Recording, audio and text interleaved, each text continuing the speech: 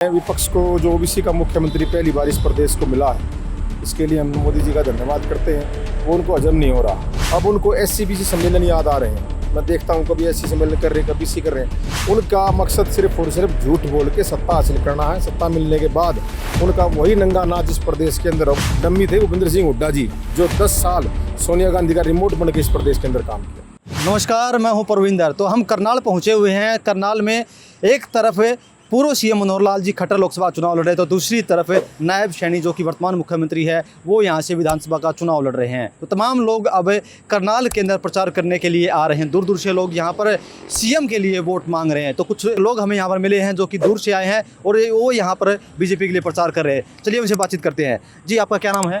मेरा नाम जसबीर सैनी है, मैं बहादुरगढ़ से हूँ। किस लिए आए हैं? हम अपने प्रदेश के जो पूर्व मुख्यमंत्री थे मनोहर लाल खट्टर जी, वो हमारे लोकसभा के उम्मीदवार है करनाल से, और हमारे प्रदेश के जो मुख्यमंत्री नायब सैनी जी, वो हमारे विधानसभा बाई इलेक्शन के उम्मीदवार हैं। तो हम दोनों के लिए वोट की अपील लोगों से करने के लिए आए हैं। जहाँ भी हमारे संपर्क है करनाल के अंदर, हमारी रिश्तेदारियाँ हैं, जानकारियाँ हैं, हमारे साथी हैं, उनको ये अपील करने के लिए आए कि अधिक से अधिक मत डालकर आने वाली 25 मई को लोकसभा के लिए, फिर विधानसभा के लिए भी कमल के निशान पर वोट डालें। आप बहादुरगढ़ से चलकर करनाल पहुंचे हैं, लेकिन विपक्ष तो कह रहा है कि सरकार कुछ दिनों में जाने वाली है। विपक्ष तो पिछले 10 साल से ही राग अलाप रहा है, लेकिन विपक्ष को जो ओबीसी का मुख्यमंत्री पहली बार इस प्रदेश को मिला है, इसके लिए हम मोदी जी का धन्यवाद करते हैं। वो उनको हजम नहीं हो रहा। मैं पूछना चाहता हूँ, पिछले 10 साल 14 से पहले भूपेंद्र सिंह हुड्डा की सरकार थी, और 10 साल में जो इस प्रदेश के अंदर जातिवाद का नाच, भ्रष्टाचार का, क्षेत्रवाद का नारा, और जो जितने भी गलत काम थे उन्होंने किए, वो अपना हिसाब दें पहले।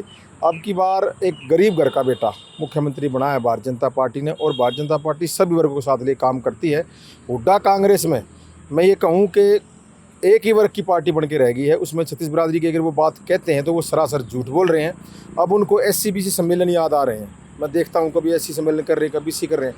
अपने शासन में 10 साल के उनको कोई SC-BC याद नहीं आया, और उन्होंने एक बयान भी दिया पीछे कि अगर हमारी सरकार बनी तो हम उप मुख्यमंत्री ओबीसी समाज का बनाएंगे। मैं उनसे पूछना चाहता हूँ कि भारतीय जनता पार्टी ने जब मुख्यमंत्री ओबीसी समाज से बना दिया तो उन्हें क्या परेशानी है? अगर वो इतने ही हमारे हितैषी ओबीसी समाज के, तो वो घोषणा करें कि मुख्यमंत्री हम OBC का बनाएंगे, कांग्रेस सरकार आती है तो। लेकिन वो नहीं करेंगे।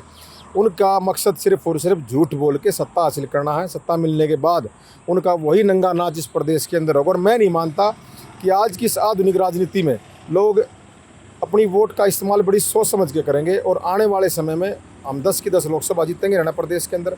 और जो बात कर रहे हैं कि 3-4 महीने बाद विधानसभा का चुनाव, उसमें भी नायब सैनी जी के नेतृत्व में पूर्ण बहुमत की सरकार बनेगी। जी, 2-4 बयान है जो आजकल मीडिया में खूब चल रहे हैं। एक तो चौटाला कह रहे हैं कि मैं CM को नंगा कर दूंगा, और जो पूर्व मुख्यमंत्री हुड्डा जी वो कह रहे हैं कि मैं ये तो डमी के हैं, डमी CM है। देखें, अब चौटाला जी को तो बोलने की शैली पूरे प्रदेश को पता है। वो किस तरह की बयानबाजी करते हैं, किस तरह का उनको घमंड है, किस दबंगई, मतलब वो सरकार में नहीं है अभी। उनके शासन को लोगों ने देखा, चौटाला साहब का जब राज था, किस प्रकार प्रदेश के अंदर गुंडागर्दी, दबंगई का माहौल था। वही माहौल आज वो फिर क्रिएट करना चाहते हैं। कुरुक्षेत्र के अंदर उनकी जमानत जब्त होनी है। और नायब सैनी जी के बारे में उन्होंने जो आप बता रहे हैं कहा था, उनके बयानों को कोई सीरियस लेता नहीं, ना जनता सीरियस लेती है, ना उनकी पार्टी के नेता सीरियस लेते हैं। वो तो अपनी पार्टी का एक जो होता है ना, वजूद बचाने के लिए लड़ाई लड़ रहे हैं। क्योंकि चुनाव आयोग ने अब की बार कह दिया कि इतने % वोट अगर आपके नहीं आए तो हम, यह आपका जो निशान है ना इसका चश्मे का, ये भी आपसे ले लेंगे। तो वो तो अपनी लड़ाई उसके लिए लड़ रहे हैं। जीत हार का आसपास भी नहीं है वो। और रही हुड्डा साहब की बात, आपने कहा कि डम्मी कैंडिडेट है। डम्मी कैंडिडेट नहीं है। योगी के पैटर्न पे नायब सैनी जी इस प्रदेश के अंदर काम करेंगे। डम्मी थे भूपेंद्र सिंह हुड्डा जी, जो 10 साल सोनिया गांधी का रिमोट बन के इस प्रदेश के अंदर काम किया। तो करनाल में क्या रहेगा, कौन जीतेगा? करनाल में हमने 2-4 दिन हो गया आए, हमने देखा है माहौल। ज़्यादा मेहनत हम तो जैसे बाहर से आए हैं, बहादुरगढ़ से। यहाँ के लोकल जो आदमी हैं, हर आदमी की ज़ुबान पे ये बात है कि हमने 25 तारीख को कमल खिलाना है। आप किसी वर्ग में चले जाओ, अभी आज वाल्मीकि बस्ती में CM साहब का डोर प्रोग्राम था।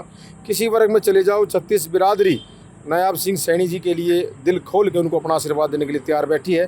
और वो ये भी कह रही है कि हमारा तो एक सौभाग्य है कि करनाल को एक मुख्यमंत्री ऐसा मिला जो 24 घंटे लोगों के बीच में रहता है। किसी भी समय जाके कोई भी आदमी उनसे जाके मिल सकता है, अपनी बात रख सकता है, और उसका समाधान होता है। और मैं तो करनाल की जनता को बधाई दूंगा कि आपको एक ऐसा मुख्यमंत्री मिला नायब सैनी जी के रूप में, जो 24 घंटे बिल्कुल एक मिनट, जो वो कहते हैं अपने भाषण में, एक मिनट मेरा जनता के लिए है।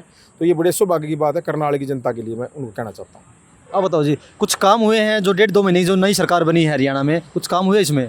हाँ जी, खूब काम हुए हैं। एक तो सबसे अच्छी बात तो ये है कि मुख्यमंत्री जी 24 घंटे कभी भी किसी भी टाइम जाके कोई भी मिल सकता है। दो तरफ मैं भी जाके मिला हूँ, खुलेआम मिलते हैं, वे बेधड़ल्ले से मिलते हैं हर इंसान से। सीएम ने कुछ काम कराए हैं? नए सीएम ने बिल्कुल भरपूर काम करवाए हैं। हर व्यक्ति आम आदमी नायब सैनी के साथ पहुंच सकता है, संपर्क कर सकता है, अपनी समस्याएं बता सकता है। इससे पहले सीएम से आम आदमी मिलने की सोच भी नहीं सकता था। सीएम के दरवाजे आम आदमी के लिए आधी रात को भी खुले हैं। 2-3 दफ़ा हम भी सीएम साहब के रूबरू हुए हैं और आज हम बहादुरगढ़ से सीएम साहब के प्रचार के लिए करनाल पहुँचे हैं और करनाल में रिकॉर्ड मतों से नायब सिंह सैनी जी की जीत होगी और कमल खिलेगा। आप कई दिन से यहाँ पर करनाल के अंदर घूम रहे हैं, कुछ लोग ये कह रहे हैं कि पहले 2 बार मनोहर लाल जी मुख्यमंत्री रहे यहाँ से, तो एंटी इनकम्बेंसी है, लोग उनके खिलाफ हैं, नायब जी के खिलाफ हो गए हैं। अब ऐसा कुछ लग रहा है आप लोगों को? ऐसा कुछ नहीं है, ये जो है लोगों को भ्रमित करने के लिए जो है प्रोपगंडा रच रहे हैं कुछ लोग। ऐसा कुछ नहीं है। हमने बाज़ार में डोर टू डोर भी किया है, रोड शो भी किए हैं, उसमें भी हमने अपना समर्थन दिया है। एक तरफा करनाल का पूरा बाज़ार, पूरे सेक्टर और पूरी कॉलोनी एक तरफा समर्थन नायब जी और मनोहर जी के लिए रिकॉर्ड मतों से जीत होगी। तो सुना आप लोगों ने किस तरीके से जो लोग दूर दूर से करनाल पहुंच रहे हैं और सीएम के लिए यहाँ पर वोट की अपील करें। उनका यही कहना है कि जब चुनाव होंगे और उसके बाद जब मतगणना होगी तो उसमें सीएम नायब सैनी जो है रिकॉर्ड मतों से जीत दर्ज करेंगे।